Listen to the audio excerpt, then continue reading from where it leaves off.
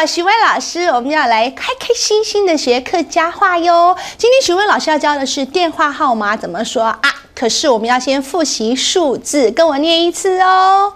0叫做朗，朗1、2、3、4、5、6、7、8、9、10。哎，非常好。那电话的分机怎么说呢？分机，分机就是分机。我的分机是3849，怎么说呢？我分机是349。再来一次，我的分机是就是是不是349？会了吗？再来，我家里的电话是23701888。我开天发黑237018888，对，很好。那如果说我公司的电话是23701888，怎么说呢？我公司的天发黑237018888。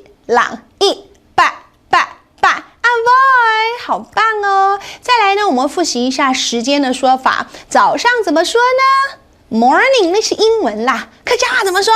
早顺头。对了，下午呢？下猪头。晚上呢？安不头。哎，很好。那现在呢？我们要造句子喽。请他下午打给我，怎么说呢？来，你们来。讲不出来吧？跟徐老师念，抢给下猪头打本爱。对了，那我们说，如果请他晚上打给我呢？抢给安不头打本爱。对了，好棒哦！音客喜相逢。哎，不是有一首歌吗？徐伟老师要唱喽。好花不常开，好景不常在。今天我要你们用客家话唱，我们先念一遍哦，这是客家的俗谚哦。宁某前宁后，发某把逆风。人无千日好，花无百日红。会了吗？宁某前宁后，发某把逆风。我们要用唱的喽，一起来哟，预备起来。你某前你后，发某把你风。哎呦，棒哦！英文怎么说呢？ All good things come to an end。 我们今天就学到这里喽。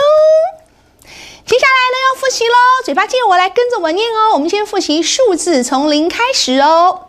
朗1、2、3、4、5、6、7、8、9、10，好棒哦！分机，我分機係349，我屋開天發係2370188，对，很好。请他下午打给我，跟我念来，搶記下豬頭打本愛。OK， 好，很棒很棒，我们今天学到这了，暗自 say 再见。